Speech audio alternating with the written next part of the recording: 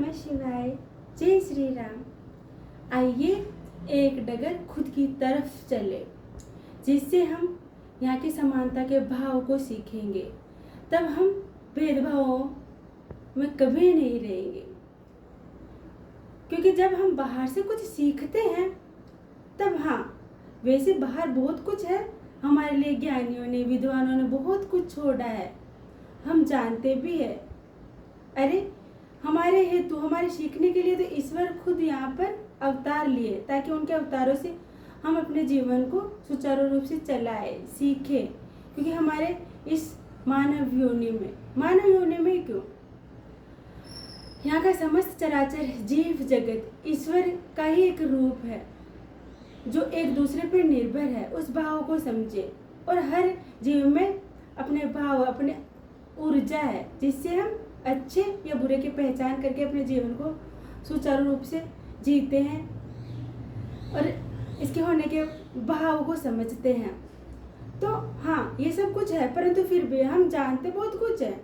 अभी आप किसी से डिबेट करके देख लीजिए, ज्ञानियों को भी पीछे छोड़ देंगे हम बोलने में, परंतु फिर भी तो हम पर प्रभाव आता है। हम अच्छे या बुरे प्रभाव में आकर के कई बार ऐसी चीज़ें करते हैं जो वाकई में नहीं करनी चाहिए, जो दूसरे अगर उसको देख के सीखे तो कुछ भी नहीं है उनके सीखने के लिए, सिवाय भेदभाव के और बंटवारे के। इसीलिए हाँ, जब आप खुद की तरफ जाओगे तब आपको यहाँ के होने का भाव, खुद के होने के भाव, ईश्वर के होने के भाव का एहसास होगा कि ईश्वर के लिए कोई विशेष स्थान है ही नहीं, वो तो कण कण में है।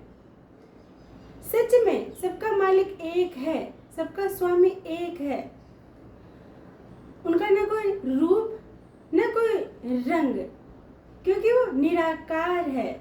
और रूप रंग इसलिए नहीं है क्योंकि हर रूप में वो है, और वो निराकार इसलिए है क्योंकि हर रूप उनका है। जो आसमान उड़ते हुए पंछी देख रहे हो, अर्थात जो नभ में भी है, जो जल में भी है, जो थल में भी है, जो हर जीव में है, जो हर बंधन से आजाद है, इसलिए वो निराकार है। उनका कोई आकार है ही नहीं, इसीलिए है क्योंकि जो सांस ले रहा है और जो सांस छोड़ रहा है, सब में ईश्वर का निवास है। आप देखिए हमारी समानता, कि हमारे में कैसे समान भाव है, सुख से लेकर के हर चीज, दर्द, सब कुछ। आप किसी जीव को आप प्रेम दो, आपका वो प्रेम वाली ऊर्जा एक दूसरे को कैसे कनेक्ट करती है। अब यदि आप भीतर की तरफ जाओगे तो इन भावों को समझोगे, सीखोगे। जैसे आप देखते हो कि आप पंछियों को दाना डालते हो, आप देखते हो ना जगत में भांति भांति के जीव क्यों हैं, ये हमारे हेतु हम एक दूसरे पर निर्भर है। हम इन बातों को जानते नहीं है। अब आप जैसे जैसे भीतर में जाओगे, आपके पर्दे खुलेंगे, ऐसे अज्ञान के पर्दे खुलेंगे, आप प्रकाश की तरफ जाओगे, रोशनी की तरफ जाओगे, तब आपको अपने आप ऑटोमेटिक इन भावों का एहसास होगा कि ईश्वर कण कण में है, कोई विशेष स्थान नहीं है, सब स्थान उनका है, हम उनके हैं और वो हमारे हैं, इसलिए वो बंधन से मुक्त है। अब हाँ, कि जैसे आप पंछियों को दाना डालते हो तब हमें कैसी तृप्ति मिलती है, कैसे हमारी काया तृप्त हो जाती है। इसीलिए तो जैसे यहाँ का समस्त चराचर जीव जगत उन्हीं का रूप है, तो जैसे हम किसी पंछी को दाना डालकर अपनी काया को तृप्त कर लेते, वैसे ईश्वर की काया तृप्त है। जैसे हमारा पेट भरता है, क्योंकि इसीलिए हम है। तो अब जब मैंने दाना डाला तो मेरे में कैसे भाव आए, दया के भाव आए, पूर्णता के भाव आए ना, तो अच्छी ऊर्जा जागृत हुई। इसीलिए यहाँ पर एक जीव दूसरे जीव पर निर्भर है। इसलिए क्या छोटा है, क्या बड़ा है, क्या भेदभाव करना, समान है हम सब।